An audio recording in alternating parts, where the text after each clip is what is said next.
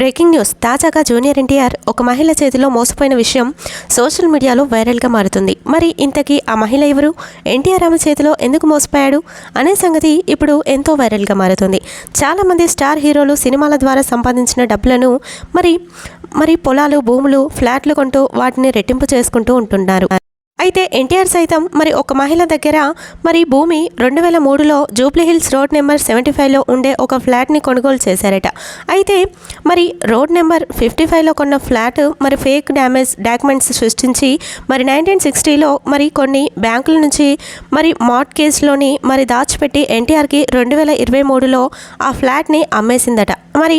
ఇక కేవలం ఒకే ఒక్క బ్యాంకులో లోన్ ఉందని అబద్ధాలు చెప్పి ఆ బ్యాంకులో ఉన్న లోన్ క్లియర్ చేసిన వెంటనే డాక్యుమెంట్లను తీసుకొచ్చి ఎన్టీఆర్కి ఆ ఫ్లాట్ని అమ్మేసిందట. అయితే ఈ ఫ్లాట్ అమ్మాక కూడా ఎన్టీఆర్కి కొన్ని డాక్యుమెంట్స్ నుంచి నోటీసులు వచ్చాయట. ఆ ఫ్లాట్ని స్వాధీనం చేసుకోవడానికి ఆ బ్యాంకు మేనేజర్లు చూశారట.